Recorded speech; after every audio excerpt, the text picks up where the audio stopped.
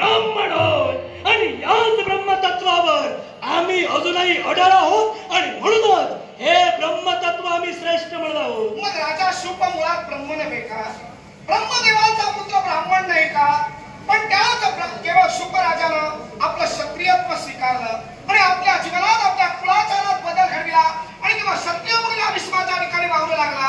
मग क्षत्रिय आणि ब्रह्मतत्वात श्रेष्ठत्वाचा वाद तुम्ही निर्माण केला. दधीची महन, मला सांगा, तुम्ही कुठल्या कुलात जन्माला आलात? तुमची शाखा, तुमचे पूर्वज आम्हाला कळतील का? देवा, तुला ज्ञात नाही का? नाही, मला पण कळत नाही. तुला विसर पडला असेल तर देवा, मला या गोष्टीचा विसर पडला नाही.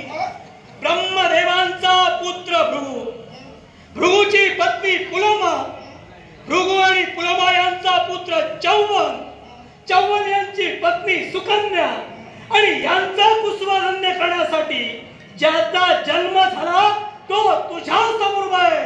तो हा दधीची. भृगु महंतांचे पुत्र चवन आणि चवनाचा पुत्र म्हणजे दधीची. मग भृगु महंत माझे कोण माहिती असतील? ज्ञात आहेत ना? भृगु महंत नात्याने तुमचे सासरे. मग आम्ही जन्माला आहोत. मग भृगु महंतांची कन्या म्हणजे लक्ष्मी. नमोस्तु देव ही भृगुनंदनाय, नमोस्तु विष्णु रसी स्थिताय, नमोस्तु लक्ष्मी कमलालयाय, नमोस्तु नारायण वल्लभाय. भृगु महंतांची कन्या लक्ष्मी ही माझी पत्नी. मग शुक्राचार्य माझा कोणी नक्कीच माहित असेल. नक्कीच. देवा, शुक्राचार्य हा तुझा मेहुणा आहे. मेहुणा नव्हे, अवजड दुखणा आहे. या नारायणासाठी अवजड दुखणं आहे आणि त्याच शुक्राचार्याला म्हणजे त्या शुकाला ज्यानं खऱ्या अर्थानं पाठिंबा दिला ते तुमचे शिव, ते त्यापेक्षाही माझं दुखणं आहे. देवा, कारण शुक्राचार्यानं केलेलं कपट, केवळ देवतांचा गुरु कोण हा विचार ठरला गेला तेव्हा स्पर्धा लावली गेली. जो प्रथमतः देव दरबारी पोहोचेल आणि आपल्या ज्ञानाचं प्रदर्शन करेल तो देवतांचा गुरु ठरेल. तेव्हा प्रथमतः पोहोचले बृहस्पती महंत. बृहस्पती महंताने आपल्या ज्ञानाचं विवरण केलं आणि त्यांना गुरुपद मिळालं. पण आपण स्पर्धेत उशिरा पोहोचलो, आपण टिकू शकलो नाही. हा राग केवळ आला तो शुक्राचार्याला. आणि त्या शुक्राचार्यानं दानवांचा पाठबळ स्वीकारला, दानवांना पाठबळ देण्याचा विचार केला. दानवांसाठी तो उभा राहिला.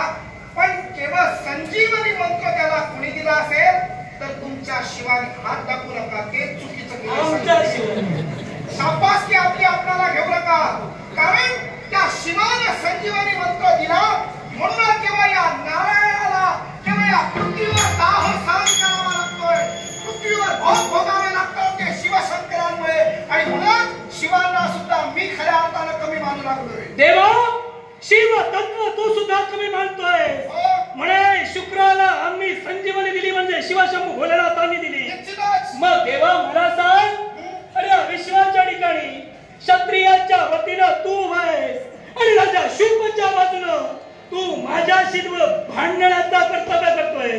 मग ज्या माझ्या पितृदेवतेनं म्हणजे चौवन भार्गव मानत हे ज्यावेळी ध्यान धारणेसाठी बसले त्यांच्या अवतीभोवती एक वारुळ निर्माण झालं आणि त्यावेळी क्षत्रिय राजकर्ता राजा शर्याती याची कन्या सुकन्या ही तिथपर्यंत आली आणि त्या वारुळात चमकणारी एखादी गोष्ट दिसते म्हणून सहज तिनं काट्या त्या चमकणाऱ्या वस्तूत घातल्या.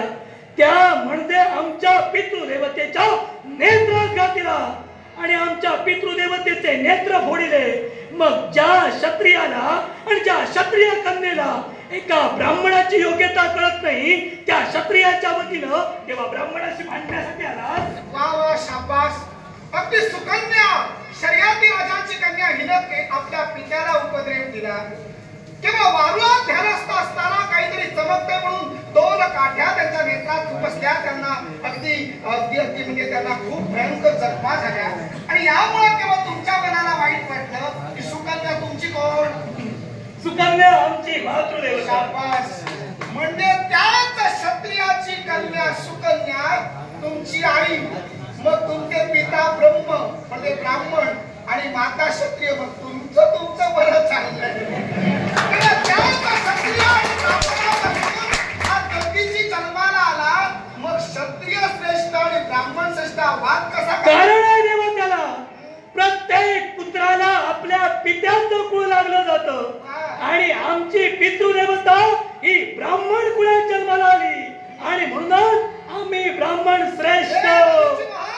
या विश्वाच्या ठिकाणी केवळ पित्याचं कुळ सांगितलं जातं निश्चितच योग्य आहे, पण मातेचं कुळ लग्नानंतर बदललं जातं, बरोबर ना? आणि म्हणून माता ही तुमची झाली, पण तुमचा आजोळे क्षत्रियांकडेच राहणार. मग देवा बदलणार नाही. देवा हे क्षत्रिय राहणार आणि या क्षत्रियांसमोर तुम्ही कमी कधी ठरणार याची आठवण असेल. नक्की राजा कुशिक याचा केवळ तुम्ही परीक्षा घेण्यासाठी गेलात.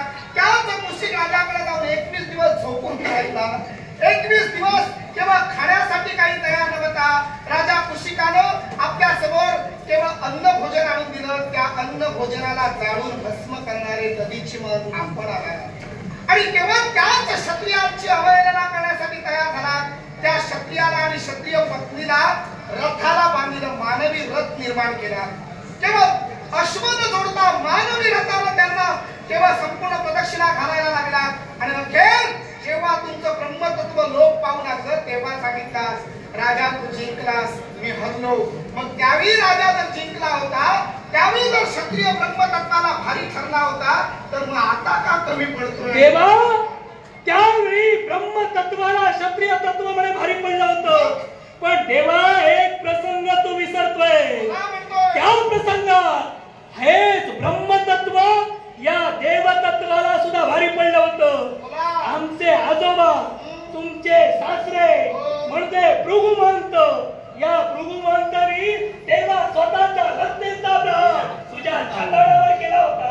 हो, म्हणूनच त्या छाताडावर माझ्या तसं चिन्ह राहिलं आणि त्या चिन्हाला भृगुपद वत्सलांचल म्हणून या विश्वात म्हटलं जातं. आजोबांना आम्हीच सांभाळलं, त्यांच्या चिरंजीवांना म्हणजे शुक्राचार्यांना सुद्धा आम्ही वेळोवेळी सांभाळतो, रजूनही मारायला पुढे आलो नाही. आता त्यांचा पौत्र पुत्र हे सुद्धा मोठे झाल्याने आता या वैकुंठीच्या नारायणाला छळू लागले.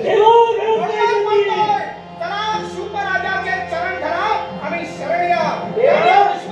ब्रह्मतत्व जर श्रेष्ठ बनत असाल तर क्षत्रिय तत्व सुद्धा श्रेष्ठ आहे. शिवतत्व जर तुम्ही श्रेष्ठ बनत असाल तर या शिवतत्वापेक्षा हा नारायण सुद्धा श्रेष्ठ आहे, तुम्हाला मानावं लागेल. स्वतःच्या संस्थानांचा त्याग करून आश्रमापर्यंत आलास, सात मुखातून शब्द बाहेर पडले, हे नदीची पकड, शुभराजाचे चरण पकड. पण माझ्या मुखातून निघणारे शब्दही त्या क्षत्रियाचे चरण नाही ते नाही, पण हे शिव तत्व या विष्णू तत्वाचे सुद्धा. माझ्या भक्ताला जर का शुभराजाला न्याय मिळाला असेल तर तो माझ्या पिताला कलंक आहे आणि या पिताचा कलंक मी कधी सहन करणार नाही. आणि जर का ऐकला नसाल तर माझाही नाईलाज होईल. आता देवदत्ता रुद्र म्हणत असाल तर तो रुद्राचा अंश सुद्धा हा नारायण आहे, तेव्हा त्याच संहाराचं रूप मला घ्यावं लागेल. तेव्हा या विश्वाच्या ठिकाणी शिव तत्व हे अस्तित्व या विश्वाच्या ठिकाणी मोठं आहे. हे सिद्ध करण्यासाठी या विश्वात तू किती रूप घे, तुझ्या प्रत्येक रूपासमोर हे शिव तत्व श्रेष्ठ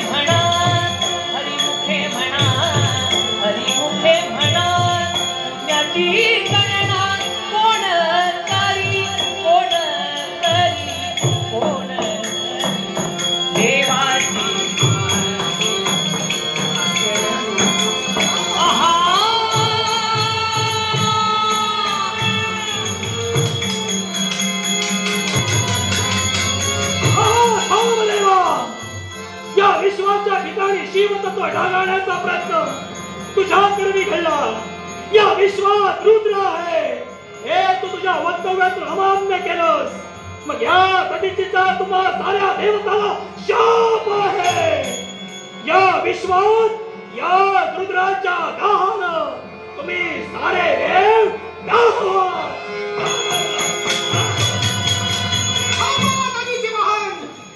तेव्हा या क्षणी आम्हाला शापित केला. म्हणूनच हा नारायण यावेळी तुमच्या ऱ्हासासाठी विश्वरूप धारण करतोय. नारायण नारायण नारायण नारायण नारायण नारायण नारायण नारायण नारायण नारायण नारायण. ओम नमो भगवते वासुदेवाय. ओम नमो भगवते वासुदेवाय. ओम नमो भगवते वासुदेवाय. ओम नमो भगवते वासुदेवाय. या विश्वाच्या ठिकाणी विश्वरूप मला दाखवण्यासाठी तत्पर झाला. पण हा नदीची मान्य करणार नाही. यावेळी या शिवाचा शिवतत्व या भक्ताद्वारे तेव्हा मी तुला दाखवणार. शिव शिव